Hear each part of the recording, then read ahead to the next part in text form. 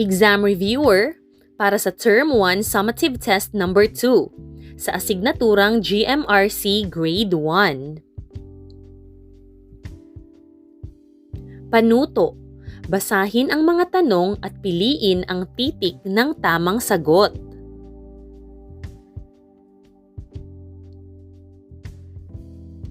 Number 1.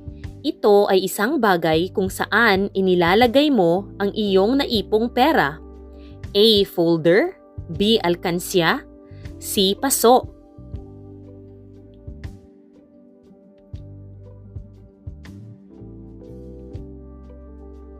Ang tamang sagot ay titik B. Alkansya. Number 2. Saan ka pumupunta upang magsamba sa Panginoon? A. Simbahan, B. Paaralan, C. Dalampasigan.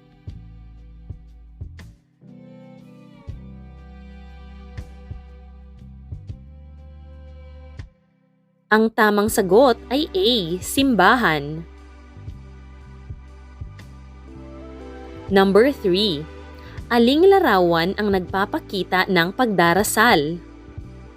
A, B, o C?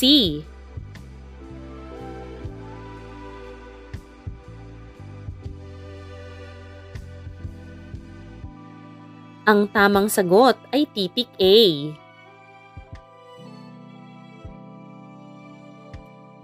Number 4. Tuwing tayo'y nagdarasal, tayo ay A. Naglalaro ng tahimik, B. Nakikipag-usap sa Diyos, C. Nag-aaral ng mabuti.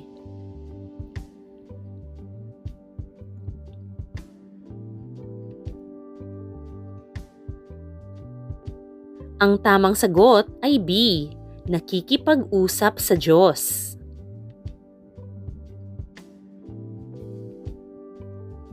Number 5. Ano ang epekto ng laging pagdarasal sa isang bata? A. Nagiging mabait ang bata, B. Nagiging pasaway ang bata, C. Sasama ang ugali ng bata.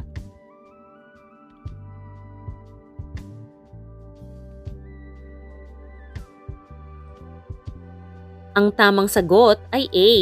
Nagiging mabait ang bata.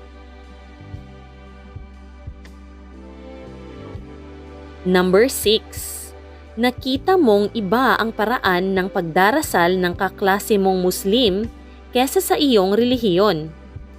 Ano ang tama mong gawin? A. Pagtatawanan ko siya, B. Ipagkakalat kong kakaiba siya, C.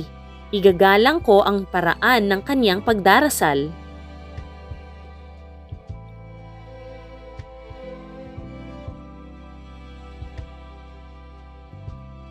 Ang tamang sagot ay C. Igagalang ko ang paraan ng kanyang pagdarasal. Number 7. Ano ang katangian ng isang taong palaging nagdarasal at nagsasamba sa Diyos? A. Malikhain, B. Madasalin, C. Matulungin.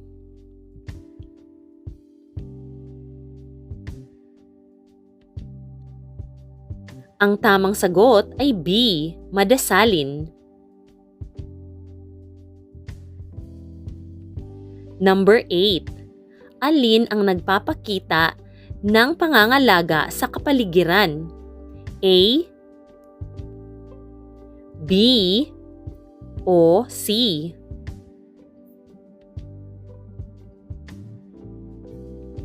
Ang tamang sagot ay titik B.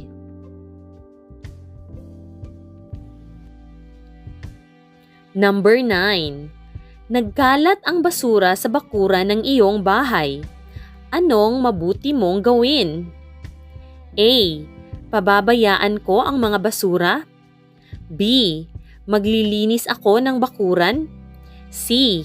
Ipalilinis ko kay nanay ang bakuran.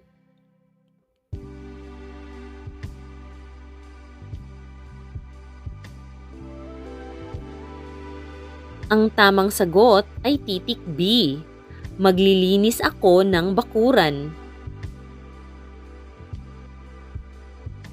Number 10.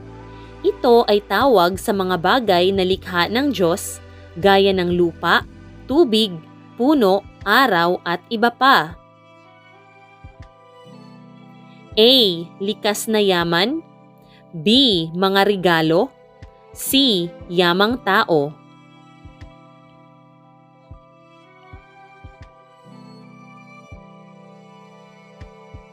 Ang tamang sagot ay A.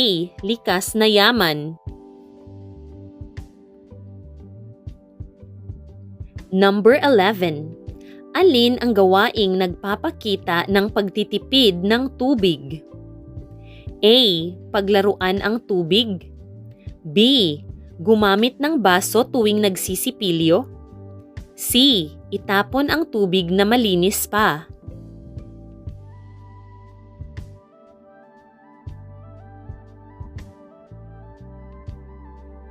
Ang tamang sagot ay B.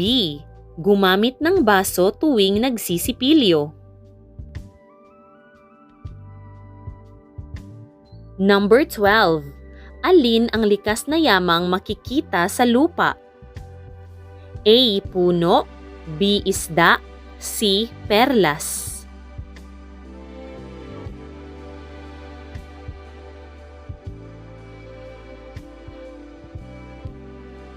Ang tamang sagot ay A. Puno. Number 13. Alin ang likas na yamang makikita sa tubig? A. Mga hayop sa bukid. B. Isda. C. Mga puno.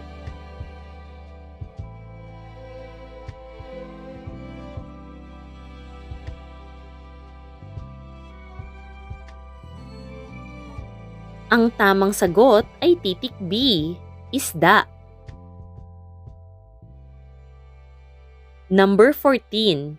Ito ay ang pag-ayos o paggawa ng isang bagong bagay mula sa luma o patapong bagay. A. Recycle. B. Pagtitipid. C. Paglilinis.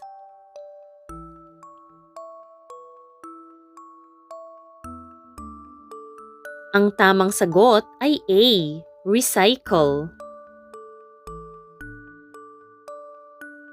Number 15. Anong bagay ang dapat itapon kasama ang mga basurang nabubulok? A. Plastic. B. Bakal. C. Papel.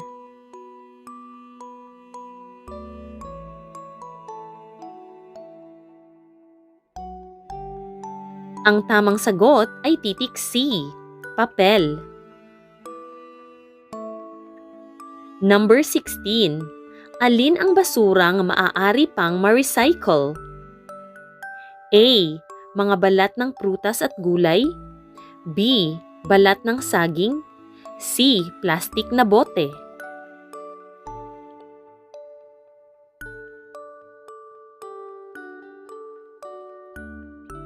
Ang tamang sagot ay C.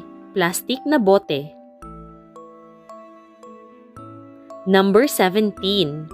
Alin ang basurang di nabubulok? A. Mga papel. B. Mga balat ng prutas at gulay. C. Lata.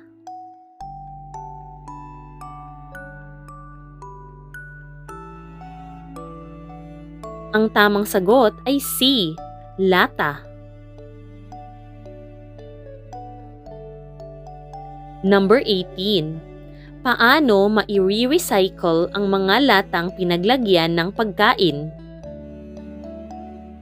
A. Gawing pencil holder. B. Muling lagyan ng pagkain.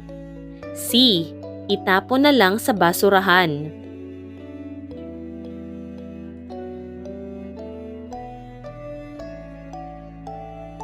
Ang tamang sagot ay A. Gawing pencil holder. Number 19.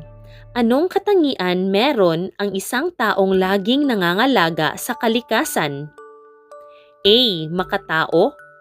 B. Makadiyos. C. Makakalikasan.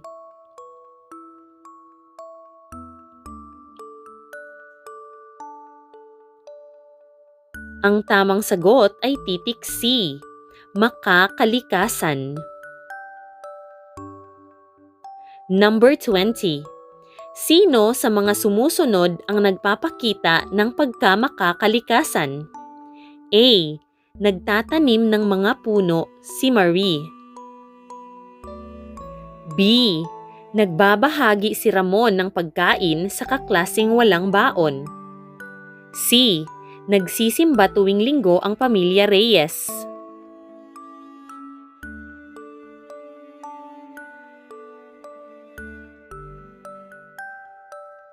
Ang tamang sagot ay A.